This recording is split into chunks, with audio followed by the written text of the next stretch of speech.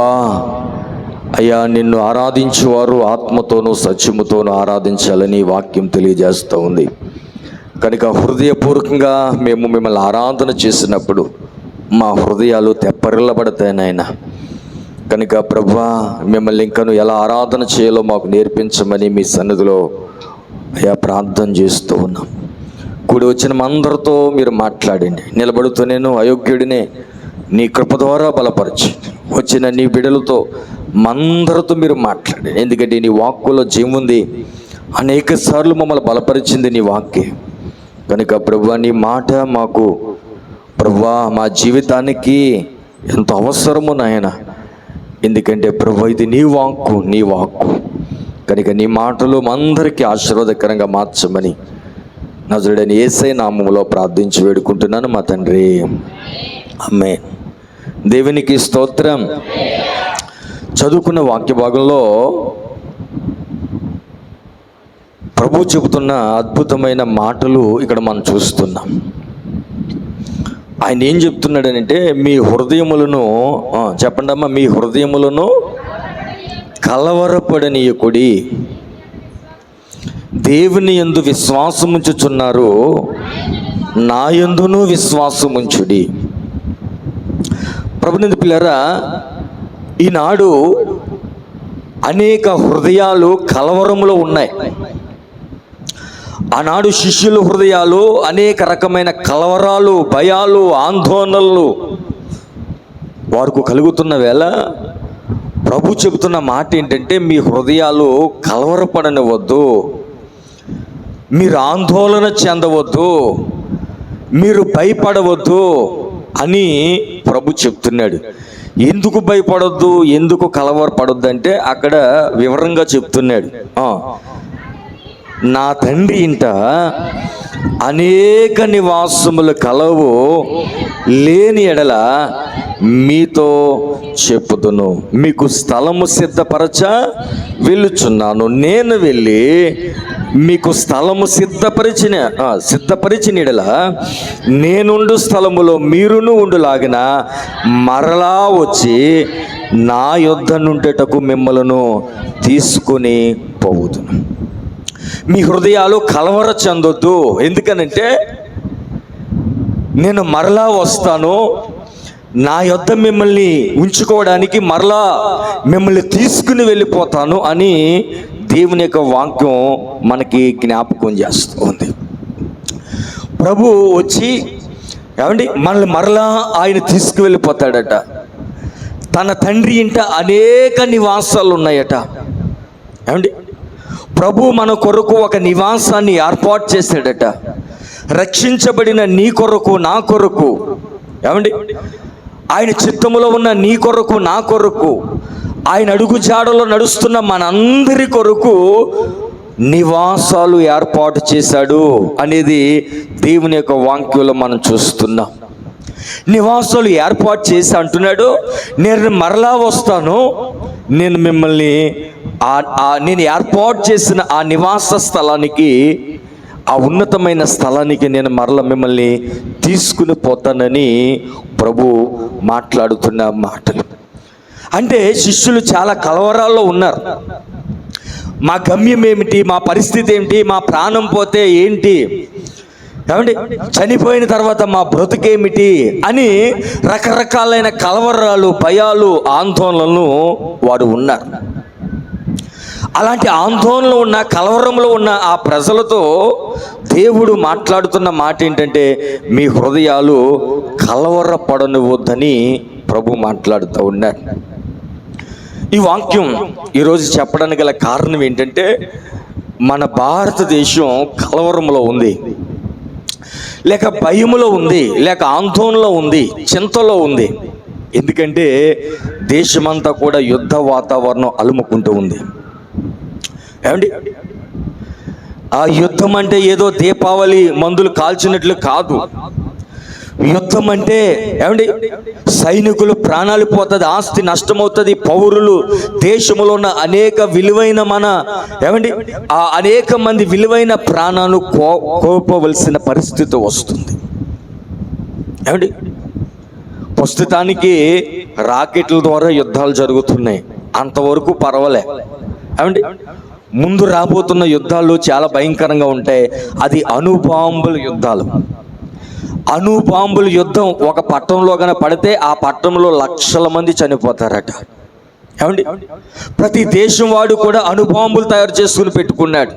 ఏదో రాకెట్లు వెళ్ళడం, ఏమండి ఇక్కడ వరకు పర్వాలే, ఈ యుద్ధాలు అంత హాని చేయవు, కానీ ఎంతో కొంతమందికి మాత్రమే ప్రాణ నష్టం. కానీ అణుబాంబులకు మాత్రం వస్తే ఏమండి ఒక దేశానికి ఏమండి యుద్ధం వచ్చి కోపం,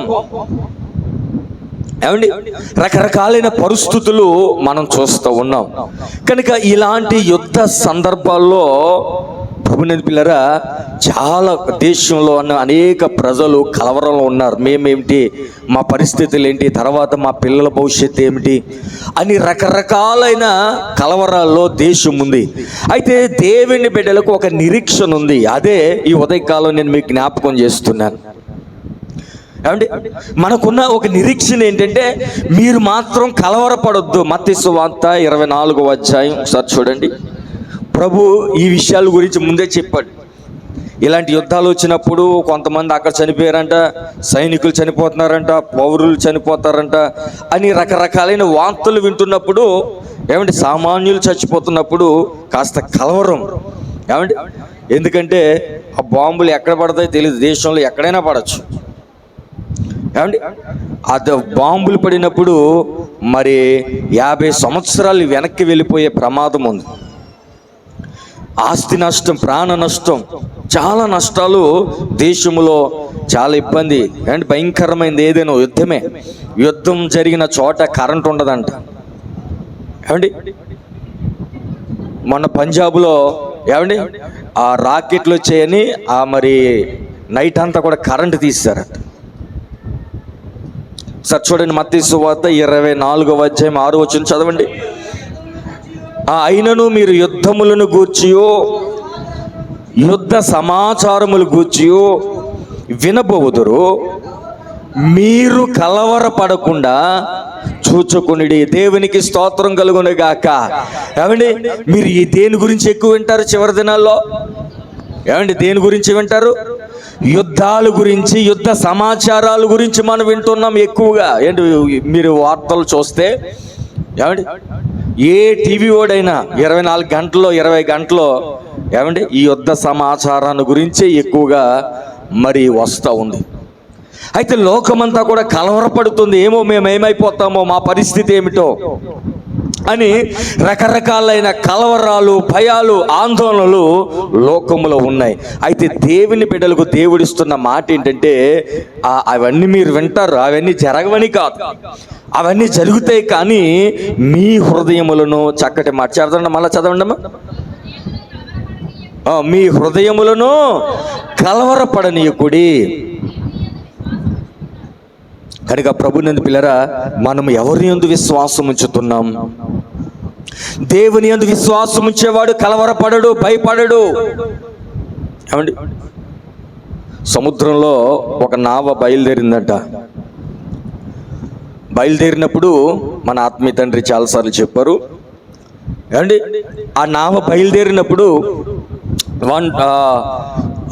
మధ్యలో వెళ్ళేసరికి తుఫాన్ వచ్చిందంట. తుఫాన్ వచ్చేసరికి మరి గాలి, వాన, వర్షం, ఏమండి విపరీతంగా ఆ పరిస్థితులు అందరూ కూడా కలవరపడిపోతున్నారంట. మేము గమ్యం చేరుకుంటామో లేదో, ఏమండి మేము ప్రాణాలతో బయట పడతామో లేదని రకరకాలైన కలవరాలు, భయాలు ఆ నావలో ఉన్న అందరూ కూడా భయపడుతూ కంగారు పడుతున్నారంట. ఆ నావలోనికి నీళ్ళు వచ్చేస్తూ ఉన్నాయి, తోడుతూ ఉన్నారు ఒక పక్కన. ఏమండి విపరీతమైన గాలులు, వర్షం. ఇలాంటి పరిస్థితుల్లో ఒక ఆమె మాత్రం చాలా ప్రశాంతంగా ఉందంట. అందరూ కూడా చాలా కలవరంలో ఉన్నారు. అందరూ చాలా ఏమండి భయం, ఏం జరుగుతుందో, ఈ తుఫాను మమ్మల్ని ముంచేస్తుందేమోనని, ఏమండి మేము గమ్యం చేరుకోలేమోనని కలవరంలో ఉంటున్న వేళ ఒక తల్లి మాత్రం చాలా ప్రశాంతంగా ఉందంట. ఏంటమ్మా ఇంత తుఫానులో ఏంటి నువ్వు ఇంత ప్రశాంతంగా ఉన్నావు, నీకేం భయం లేదా, కలవరం లేదా అని అడిగితే ఆమె ఒకే ఒక మాట చెప్పిందంట. ఆమె చెప్పిన సమాధానం ఏంటంటే, నేను క్షేమముగా వెళ్తే నా చిన్న కూతురు దగ్గరికి వెళ్తాను, ఒకవేళ ఈ తుఫాన్లో చచ్చిపోతే నా పెద్ద కూతురు దగ్గరికి వెళ్తాను. అదే ఆమె ధైర్యం అంట. బ్రతుకుంటే ఎవరి దగ్గరికి వెళ్తుందంటమ్మా? ఏమండి, చిన్న కూతురు ఎక్కడుంది? ఏమండి, భూమి మీద ఉంది. పెద్ద కూతురు ఎక్కడుంది? పరలోకంలో ఉంది. దేవునికి స్తోత్రం కలుగును గాక. ఏమండి, బ్రతుకుంటే ఈ తుఫాను ఏమాత్రం కూడా మనకు హాని చేయకుండా ఉంటే నేను క్షేమముగా చిన్న కూతురు దగ్గరికి వెళ్తాను, లేదు అని అంటే నా పెద్ద కుమార్తె పరలోకంలో ఉంది, ఆమెను కలుసుకుంటాను. అంటే ఆమె హృదయం కలవరముతో లేదు, ఒక గురి కలిగి ఉంది, ఒక ఆలోచన కలిగి ఉంది. అక్కడ ఉన్న వాళ్ళందరూ కూడా ఏదో ఒక కలవరం, కానీ ఆమె జీవితంలో ఒక తెలియని ఒక విశ్వాసం, లేకపోతే ఒక నిరీక్షణ, ఒక ధైర్యం ఆమె జీవితంలో ఉన్నట్లుగా మనం గమనిస్తాం. ఏమండి, ఈనాడు ప్రభువు కూడా అదే చెప్తున్నాడు, మీ హృదయాలను కలవరపడనివద్దు. తండ్రిని మీరు విశ్వసిస్తున్నారు, నా యందు కూడా మీరు విశ్వసిస్తున్నారు. నా తండ్రి ఇంట అనేక నివాసాలు ఉన్నాయి, ఇదిగో ఆ నివాసాలను నేను మీకు ఏర్పాటు చేయడానికి నేను సిద్ధంగా ఉన్నాను. నేను మరలా వస్తాను, మిమ్మల్ని తీసుకుని వెళ్ళిపోతాను. నేను ఏర్పాటు చేసిన ఆ నివాసములో, నేను ఉండే స్థలములో మిమ్మల్ని కూడా ఉంచుతానని ప్రభు చెప్తున్నాడు. కనుక ఇక్కడ మనం కలవరపడవలసిన పని లేదు. ఎలాంటి పరిస్థితుల్లో ఏమంటే పౌలు గారు అదే చెప్తారు. ఏమంటే అనేక రకమైన సమస్యలు, మతోన్మాదులు నేను చంపేస్తాం అని చెప్పినప్పుడు పౌలు గారు ఒకే మాట చెప్పాడు, బ్రతుకుట క్రీస్తే, చావైతే లాభం. దాని అర్థం ఏమిటి? బ్రతికితే క్రీస్తు కొరకు బ్రతికితా, క్రీస్తులో బ్రతుకుతా. చనిపోతే ఆ క్రీస్తులో, లేకపోతే ఆ క్రీస్తు దగ్గర నేను ఉంటాను, ఆ ప్రభుతో సదాకాలం ఉంటాననే ఒక గొప్ప నిరీక్షణతో భక్తుడు ఏమండి ఆయనకు విశ్వాస యాత్రను కొనసాగించినట్లుగా, ఆయన భక్తి విధానంలో మనం గమనిస్తే ఏమండి రకరకాలైన భయాలు ఈ లోకంలో ఉన్నాయి, కానీ ఆయన హృదయం కలవరపడలేదు. ఆయన భూమి మీద ఉంటే దేవుని పనులు ఉంటాడు, దేవుని కొరకు ఉంటాడు. చనిపోతే ఆ ప్రభు ఒడిలో పరలోకంలో నిశ్చింతగా ఉంటాననే ఒక నిరీక్షణ దేవుని యొక్క వాక్యం మనకు చూపిస్తుంది. దేవునికి స్తోత్రం కలుగును గాక. కనుక ప్రభు అంటున్నాడు ఆనాటి శిష్యులతో, మీ హృదయాలను చెప్పండి అమ్మా, మీ హృదయములను కలవరపడనీకుడి, దేవుని యందు విశ్వాసం ఉంచుచున్నారు, నా యందును విశ్వాసం ఉంచిడి. నా తండ్రి ఎంట అనేక నివాసము కలవలేనిడల నేను మీతో చెప్పుదును, మీకు స్థలము సిద్ధపరిచి వెళ్తున్నాను. నేను వెళ్ళి మీకు స్థలము సిద్ధపరిచిన నేనుండు స్థలములో మీరుండు నగున మరలా వచ్చి నా యొద్దనుటకు మిమ్మల్ని తీసుకుని పోదును. నేనుండే స్థలం. దేవునికి స్తోత్రం కలుగును గాక. ఆయన ఏ స్థలానికి మనం తీసుకువెళ్ళబోతున్నాడు? ప్రకటన గ్రంథం 21వ అధ్యాయం 3వ వచనం నుంచి చదవండి అమ్మా. దేవుని నివాసము ఎక్కడుందంటమ్మా? దేవుని నివాసము మనుషులతో కూడా ఉన్నది, ఆయన వారిలో కాపురముండును. దేవునికి స్తోత్రం కలుగును గాక. ఏమండి, దేవుని నివాసం ఎవరితో ఉందంటమ్మా? ఏమండి, ఆ వాక్య ఇంకా చదువుకున్నామే యోహాను సువార్తలో, ఆ వాక్యానికి లింక్ అన్నమాట ఇది. ఏమండి, నేను మీకు స్థలము సిద్ధపరచా వెళ్ళుచున్నానని ప్రభు చెప్పాడే, దానికి లింక్ అన్నమాట ఇది. చదవండి. అప్పుడు ఇదిగో దేవుని నివాసము మనుషులతో కూడా ఉన్నది, ఆయన వారితో కాపురం ఉంటాడంట, వారు ఆయన ప్రజలై ఉంటారట, దేవుడు తానే వారు దేవుడై ఉండి వారికి తోడై ఉంటాడట. ఆయన వారి కన్నుల ప్రతి భాష బిందును తుడిచివేయును, మరణము ఇక ఉండదు, దుఃఖమైనను ఏడుపైనను వేదనైనను ఇక ఉండదు, మొదటి సంగతులు గతించిపోయినని సింహాసనం నుండి వచ్చిన గొప్ప స్వరము చెప్పుట వింటిని. దేవునికి స్తోత్రం కలుగునుగాక. ఇప్పుడు మొదటి సంగతిలో ఉన్నాం. ఈ మొదటి సంగతి గతించిపోయే సమయంలోనికి వచ్చాం. ఏమండి, ఇప్పుడు ఏమండి అక్కడ ఏముంది? మొదటి సంగతులు గతించిపోయినని సింహాసనములోండి దిగి వచ్చుట గొప్ప స్వరము సింహాసములో నుండి వచ్చిన గొప్ప స్వరము చెప్పుట వింటిని. దేవునికి స్తోత్రం కలుగును గాక. ఏమండి, ఈ మొదటి సంగతులు గతించిపోయే ఆఖరి క్షణములో మనం వచ్చి ఉన్నాం అండి. దీని తర్వాత మనము దేవుని నివాసం మనుషులతో కూడా ఉంటుంది. సదాకాలం మనం ఆయనతో కలిసి జీవిస్తాం. కనుక ఈ లోకంలో యుద్ధాలు జరుగుతున్నాయి, నష్టాలు జరుగుతున్నాయి, ప్రమాదాలు జరుగుతున్నాయి, రకరకాలైన పరిస్థితులు జరుగుతున్నాయి అని మీ హృదయాలను కలవరపరుచుకోవద్దు. లోకంలో ఉన్న వాళ్ళు అనేక మంది కలవరంతో ఉంటారు. చనిపోయిన తర్వాత మా స్థితి ఏమిటి, మా పరిస్థితి ఏమిటి అనే కలవరాలు ఉంటాయి. కానీ దేవుని వాక్యం చెప్తుంది, చనిపోయిన తర్వాత కూడా మన ఆత్మకు క్షేమకరమైన ఒక నివాసాన్ని ఏర్పాటు చేశాడు మనం ఆరాధించుచున్న ప్రభువు. దేవునికి స్తోత్రం కలుగును గాక. కనుక ఏమండి, హృదయాన్ని కలవరపరుచుకోవద్దు. హృదయంలో భయం, ఆందోళన, ఏమండి, ఇవి మన హృదయాల్లోనికి రానివ్వకూడదు అంటండి. ప్రభు 3 విషయాలు చెప్పాడు. పరిశుద్ధ గ్రంథంలో ఎక్కువగా మనం చూస్తే దేవుని బిడ్డలకు 3 అభయాస్తం ఇచ్చే. ఎక్కువ చెప్పిన మాట ఏంటంటే భయపడవద్దు. 365 సార్లు చెప్పాడంట. ఏ మాట అంటే మాట, భయపడవద్దు, కలవరపడవద్దు. ఏమండి, యెషయా గ్రంథం 43:1 చక్కటి మాట ఉంటుంది, చదవండి. ఎందుకు భయపడవద్దు అన్నాడు, చదవండి అమ్మా. యెషయా గ్రంథం 43వ అధ్యాయం 1వ వచనం నుంచి.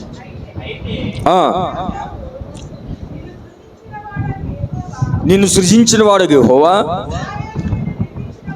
ఇశ్రాయేలు నిన్ను నిర్మించిన వాడు ఇలాగు సెలవిచ్చుచున్నాడు, నేను నిన్ను విమోచించి ఉన్నాను, భయపడకుము. దేవునికి స్తోత్రం కలుగును గాక. ఏమండి, నేను నిన్ను, చెప్పండమ్మా, నేను నిన్ను విమోచించి ఉన్నాను, భయపడవద్దు. ఇలాగ భయపడవద్దు అనే మాట పరిశుద్ధ గ్రంథంలో 365 సార్లు రాశాడు. హృదయాలు కలవరపడనివద్దు, భయపడవద్దు. ఏమండి, ఇంకొక మాట కూడా ఉంటుంది, మత్తయి సువార్త 6వ అధ్యాయం 25వ వచనంలో చింతపడవద్దు అని ఉంటుంది. ఏం పడవద్దమ్మా?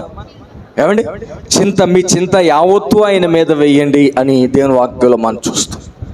ఈ కలవరం, ఈ భయం, ఈ చింత మనం పడక్కర్లేదంటండి. ఎందుకంటే ప్రభుని పేర ఆకాశ పక్షులను చూడండి, అవి విత్తవు, కోయవు, వాటిని పోషించుచున్న వాడును. ఏముంది అక్కడ చక్కటి మాట ఉంటుంది, నేను మిమ్మల్ని పోషించలేనా? ఏమండి, కనుక మీ చింత యావత్తు ఆయన మీద వేయుడే అని దేవుని వాక్యంలో మనం చూస్తున్నాం. కనుక భయపడవద్దు, చింతపడవద్దు. కనుక ప్రభుని పిల్లరా, ఈనాడు మనం ఏ కాలంలోనికి వచ్చామంటే దేశం ఏమండి యుద్ధాల వల్ల ఏమండి భయంలోనికి, కలవరాల్లోనికి వెళ్ళిపోతూ ఉంది. ఏమండి, తర్వాత వచ్చే నష్టం ఏంటంటే ఏమండి ఆహారం దొరకదండి. చాలా ఇబ్బందికరమైన ఏమండి పరిస్థితులు. మరి నీరు లేకపోతే ఆహారం చాలా విపరీతమైన రేట్లు అయిపోతూ ఉంటాయి. కొనడానికి కూడా మరి దొరకని పరిస్థితులు భవిష్యత్తులో రాబోతున్నాయి. ప్రభుని ఇది వాక్యం చెప్తుంది, నేను చెప్పేది కాదు. ప్రభు ఏదైతే మత్తయి సువార్త 24 అధ్యాయాలు చెప్పాడో అది ఖచ్చితంగా జరగాల్సిందే. ఏమండి, దేవుని వాక్యంలో ఉన్న ఒక సున్నైనను పుల్లైన తప్పిపోదు. అలాగే దానియేలు గ్రంథములో నెబుకద్నెజరుకు ఒక దర్శనం చూపించాడు కదా, ఒక ప్రతిమ. దాని భావాన్ని దానియేలు వివరించాడు. ఏదైతే దానియేలు ఆ భావాన్ని వివరించాడో సేమ్ అలాగే ఈ ప్రపంచం జరగాల్సి ఉన్నది. ప్రభునందు పిల్లరా, అలాగే పద్మాసు దీపములో యోహాను గారిని బంధించినప్పుడు దేవుని యొక్క మహిమ ద్వారా దేవుని ప్రత్యక్షతలో ఏదైతే చూచాడో ప్రకటన గ్రంథంలో మనం చూస్తున్నామో అవన్నీ అక్షరాల జరగవలసిందే. దాని ప్రకారంగా ఈ ప్రపంచం వెళ్తుంది. ఏదో అనుకోకుండా యుద్ధాలు రావడం కాదు. సమయం వచ్చినప్పుడు దేశం మీదకి దేశం లెగుస్తాయి. మనుషులను ఒకరినొకరు చంపుకుంటారు.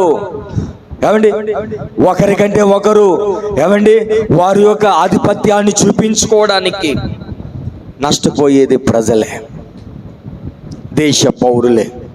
అది ఏ దేశమైనా కానివ్వండి. కనుక ప్రభువునందు పిల్లరా, ఇలాంటి దుర్భరమైన పరిస్థితులు ఏమండి దేశములో ప్రపంచములో ఇంకా చాలా జరగవలసి ఉన్నది ప్రభువునందు పిల్లరా. అయితే ప్రభు తన బిడ్డలతో ఏం చెప్తున్నాడంటే అవన్నీ అలా జరుగుతూనే ఉంటాయి, కానీ మీరు మాత్రం ఏం చేయొద్దు చెప్పండి అమ్మా, మీరు మాత్రం కలవరపడవద్దని దేవుని యొక్క వాక్యం మనకి తెలియజేస్తుంది. కనుక మన జీవితాల్లో ఏమండి మనం దేని విషయంలో కూడా కలవరపడొద్దు. ఒకే ఒక మాట చెప్పాడు, కలవరపడొద్దు కానీ నా యందు చెప్పండి మన నా యందు విశ్వాసం ఉంచండి. దేవునికి స్తోత్రం కలుగును గాక. ఆ యందు విశ్వాసం ఉంచిన వాడు చనిపోయినను తిరిగి బ్రతుకుతాడని వాక్యం తెలియజేస్తాం.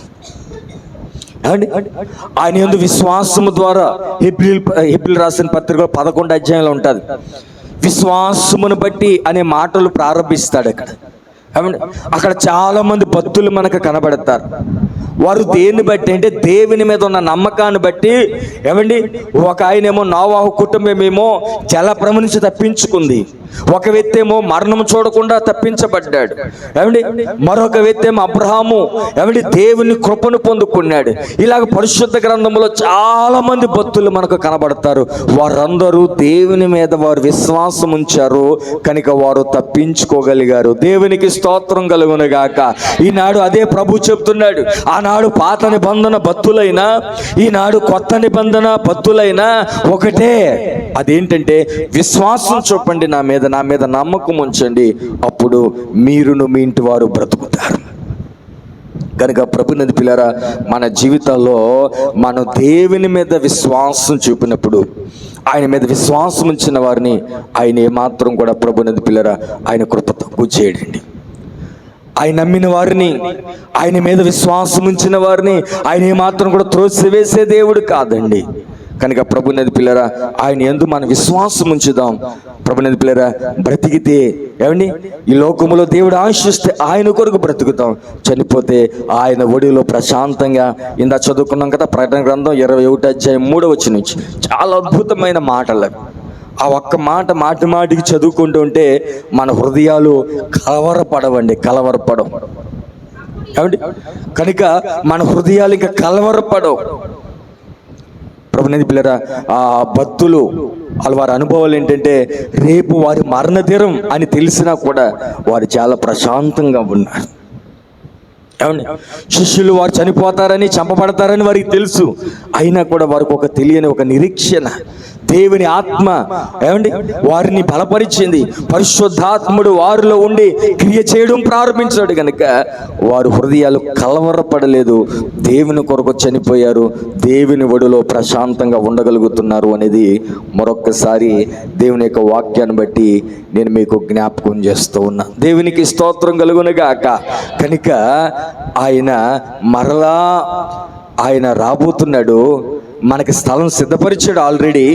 ఏమండి ఆ స్థలాన్ని మనకివ్వడం కొరకు, ఎందుకంటే మన నమ్మకత్వాన్ని చూచి, మన పరిశుద్ధతను చూచి, మన యథార్థతను చూచి, మన భక్తి చూచి, మన విశ్వాసాన్ని చూచి, ఆయన మీద మనం ఆధారపడిన ఆ రీతిని చూచి ఈ బిడ్డకి నేను స్వాస్థ్యం ఇవ్వాలి, ఈ బిడ్డను నాతో ఉంచుకోవాలని మరలా తీసుకువెళ్ళడానికి ఆయన రాబోతున్నాడనే విషయాలు దేవుని యొక్క వాక్యంలో మనం తేటగా చూడగలుగుతున్నాం. దేవునికి స్తోత్రం కలుగును గాక.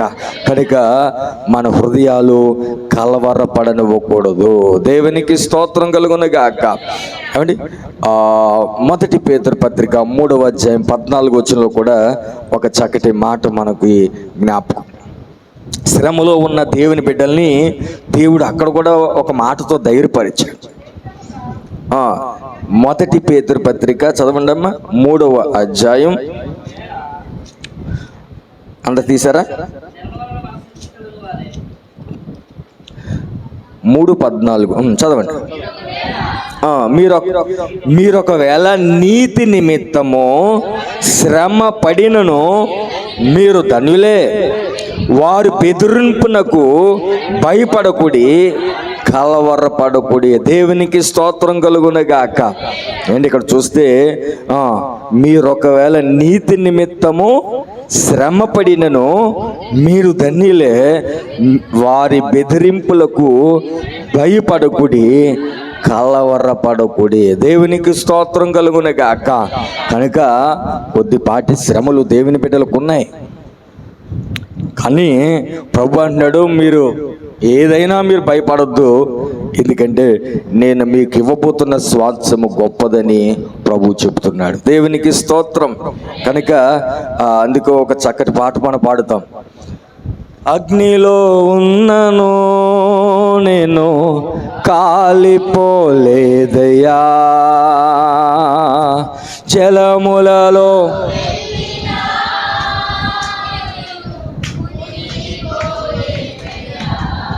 పాడండి అమ్మా. అగ్నిలో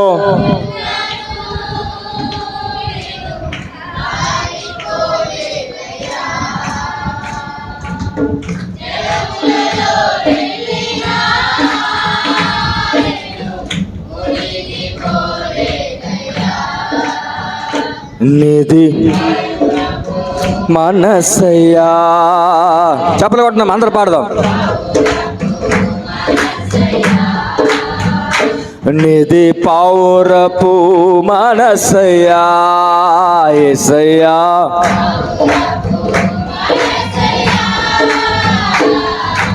మేలులో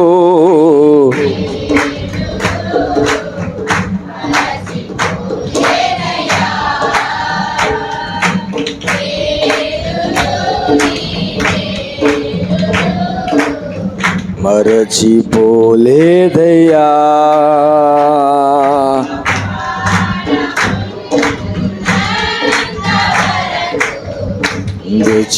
మరచిపోలేనయ్యా.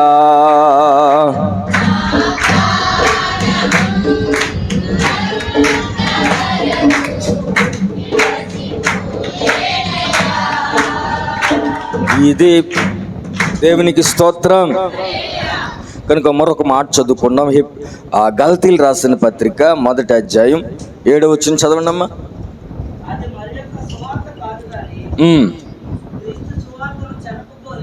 క్రీస్తు సువార్తను చెరపగోరి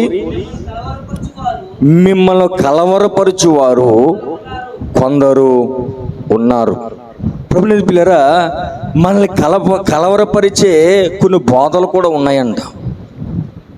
ఏమండి, మనల్ని కలవరపరిచే కొన్ని వార్తలు, కొన్ని పరిస్థితులు ఉంటే కొంతమంది బోధకుల్లోనే మనల్ని కలవరపరిచేవారు ఉన్నారంట.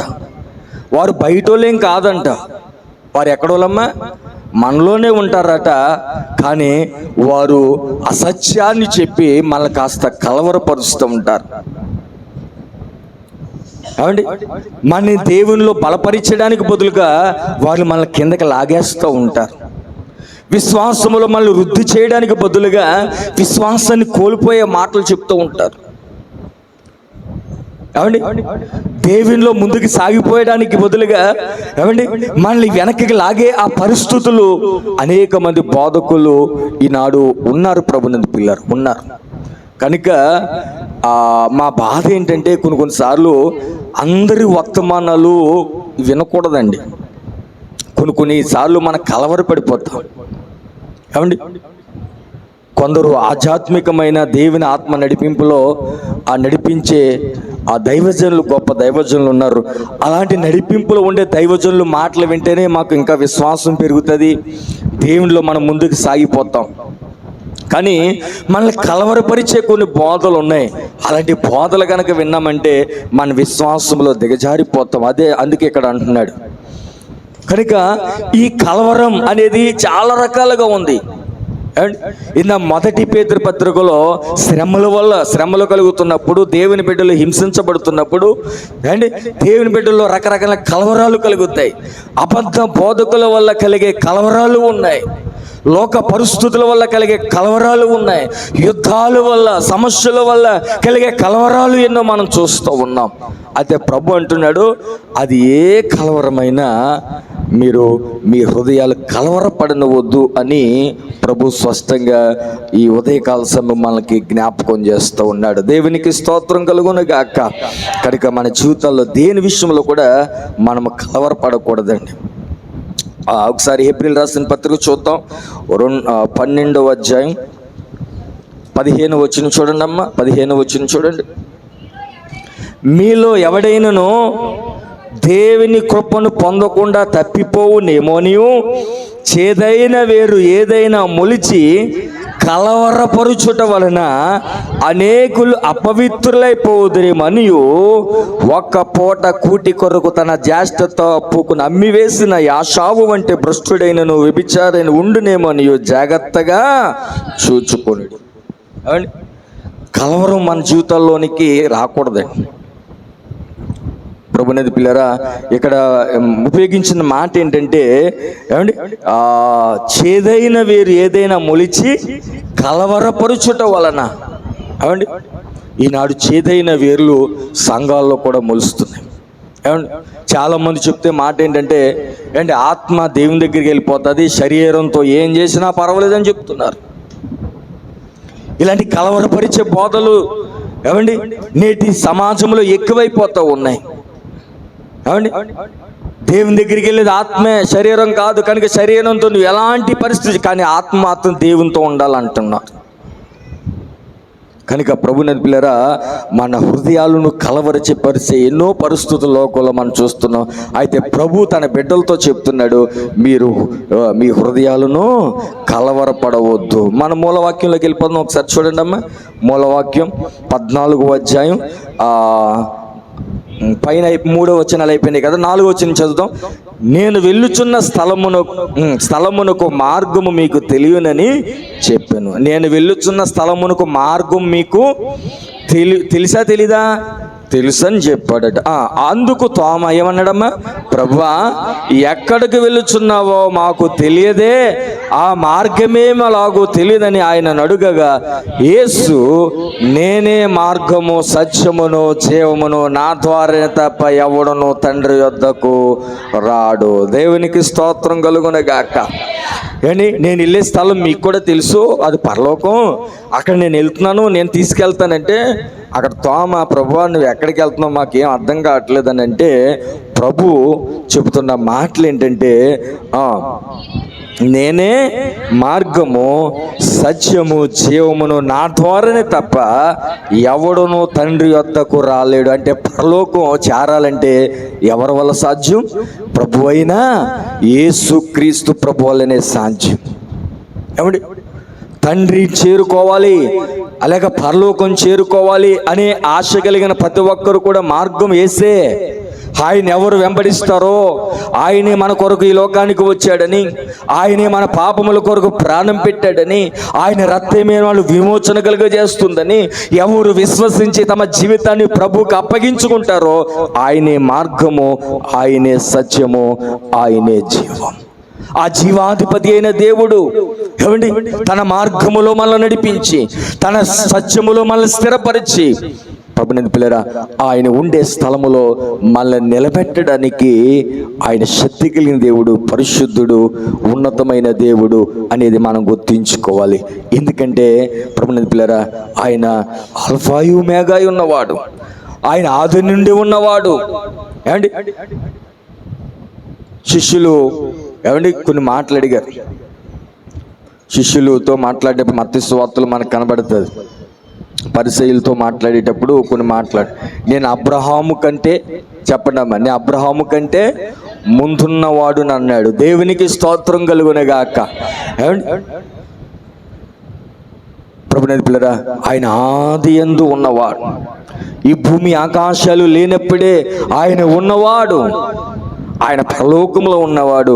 ఏమండి, కనుక ఆ పరలోకములో ఏమండి ఆ ఉన్నతమైన స్థలములో మనల్ని తీసుకువెళ్ళడానికి ఆయన రాబోతున్నాడు. ఇది శుభకరమైన నిరీక్షణ. దేవునికి స్తోత్రం కలుగును గాక. కనుక ఈ నిరీక్షణ మనల్ని సిగ్గుపరచదు. ఎవరైతే ఆయన విశ్వాసం ఉంచి ఆయన కొరకు బ్రతుకుతారో, అండ్ లోకాన్ని చూసి లోక పరిస్థితి కలవరపడకుండా దేవుడున్నాడు, ఏ పరిస్థితి అయినా ఆయన చూసుకుంటాడు అని ముందుకు సాగిపోతుంటారో, అలాంటి వారిని అన్నడు కూడా ఆయన చేయి విడిచిపెట్టాడు. అలాంటి వారు ఎందరినో ఆయన మహిమలోనికి తీసుకువెళ్ళాడు. అలాగ మనల్ని కూడా తీసుకువెళ్ళడానికి ఆయన ఇష్టపడుతున్న వేళ మనం ఆయనకి మన సజీవేగంగా మనము ఆయనకి అప్పగించుకోవాలి. ఆయన యందు మన విశ్వాసం ఉంచాలి. విశ్వాసాన్ని గురించి చాలాసార్లు మనం విన్నాం. ఏమండి, దేవుని మీద మనం విశ్వాసం ఉంచితే మనకు కలిగే ప్రయోజనాలు చాలా ఉన్నతమైనవండి. ఏమండి? కనుక ఆ ఉన్నతమైన ఆ మేలుకరమైన ఆ పరిస్థితిని మనం అనుభవించాలి అని అంటే ఆయన యందు విశ్వాసంతో బ్రతుకుదాం, కడవరకు ఆయనలో నమ్మకంగా బ్రతుకుదాం. అప్పుడు ప్రభుని పిల్లరా, ఆయన వచ్చి మరలా మనందరినీ కూడా ఆయన యొద్ద ఉండడానికి తీసుకువెళ్తున్నాడు అనే విషయాన్ని మనం ఎప్పుడు కూడా మన మనసులో ఉంచుకోవాలి అనేది ఈరోజు దేవుడు మనతో మాట్లాడుతున్న మాట. దేవునికి స్తోత్రం. కనుక ఆ మాట చదువుకుని ముగించేసుకుందాం. అందరూ కలిసి చదువుదామండి. అందరూ కూడా ఈ మాటలు గుర్తుపెట్టుకో. కొన్నిసార్లు మనం కలవరంతో ఏది జరిగినా భయం, ఆందోళన, ఏమంటే చింత, ఇవన్నీ కూడా మన జీవితాల్లో వస్తూ ఉంటాయి. అయితే ఆ దేవుడు ఆయన సొంత మాటలండి. ఇది ప్రవక్తో లేకపోతే శిష్యులో చెప్పిన మాట కాదు, ఇది ఆయన నోటి నుండి వచ్చిన మాటలు ఇవి. ఒకసారి చదవండి, అందరు కలిసి చదువుదామా? రెడీ? మీ హృదయములను అందరు కదా దేవుని యందు విశ్వాసముంచుచున్నారు, నా యందును విశ్వాసముంచుడి. నా తండ్రి ఇంట అనేక నివాసములు కలవు, లేనిడలా మీతో చెప్పుదును. మీకు స్థలము సిద్ధపరచి వెలుచున్నాను. నేను వెళ్ళి మీకు స్థలము సిద్ధపరిచినలా నేనుండే స్థలములో మీరును ఉండులాగన మరలా వచ్చి నా యొద్ద ఉండుటకు మిమ్మల్ని తీసుకొని పోవదును. దేవునికి స్తోత్రం. దేవుడు తన పరిశుద్ధ వాక్కును దీవించునుగాక. ప్రార్థన చేసుకుందాం. మహిమగలిగిన మా ప్రభు పరిశుద్ధుడా, నీ ఘననామాన్ని బట్టి మరొక్కసారి వందనములు, స్తోత్రాలు చెల్లిస్తున్నాం. అయ్యా, నీ బిడ్డలకు మీరు ఇచ్చిన అభయాస్తం ఎంత గొప్పదని ఆయన. మీ హృదయాలు మీ కలవరపడవద్దు. లోకం కలవరపడుతుంది. రకరకాలైన పరిస్థితులు చూచి దేశంలో ఉన్న ప్రజలు వారు కలవరపడతారు, కానీ మీరు మాత్రం కలవరపడవద్దు అని ప్రభువా నాయన మీరు మాట్లాడుతూ ఉన్నారు. కనుక ప్రభువా, మా కొరకు ఒక స్థలం సిద్ధపరిచారని, అయ్యా అది మరలా మాకు ఇవ్వడానికి మరలా మీరు తిరిగి వస్తున్నారని, మమ్మల్ని ఆ స్థలానికి తీసుకువెళ్తున్నారని, ఆ స్థలాన్ని గురించి అద్భుతమైన మాటలు ప్రకటన గ్రంథం 21వ అధ్యాయంలో మీరు రాయించారు ప్రభువా. అయ్యా, దేవుని నివాసం మనుష్యులతో కూడా ఉన్నదని చెప్పారు. కనుక ఆ ఉన్నతమైన ఆ స్థలములోనికి మేము వెళ్ళడానికి నీ యందు విశ్వాసముంచవలసినంతగా విశ్వాసం ఉంచడం మాకు నేర్పించండి. నీ యందు ఎంతగా విశ్వాసం ఉంచాలో అంతగా మేము నీలో విశ్వాసం ఉంచడానికి కృప చూపించమని ప్రార్థన చేస్తూ, ప్రభువా మా దేశాన్ని జ్ఞాపకం చేసుకోండి. అయ్యా, మా దేశంలో ఉన్న ప్రతి రాష్ట్రాన్ని జ్ఞాపకం చేసుకోండి. అయ్యా, యుద్ధ మేఘాలు కమ్ముతున్నాయి. అయ్యా, ఏ క్షణం ఏం జరుగుతుందో తెలియని భయోన్నకమైన పరిస్థితులు దేశంలో జరుగుతున్నాయి. అలాంటి మరణాయాధాలు ప్రభువా నైనా ఎవరిని అయ్యా హాని చేస్తుందో తెలియని పరిస్థితులు ప్రభువా. అయ్యో, దేశ నాయకుల్ని అయ్యా మీరు జ్ఞాపకం చేసుకోమని ప్రార్థన చేస్తున్నాను. అయ్యా, వారికి మంచి వివేచనలు దయచేయమని వేడుకుంటున్నాను. మా దేశమును కొన్ని కాపుదల దయచేయమని వేడుకుంటున్నాను ప్రభువా.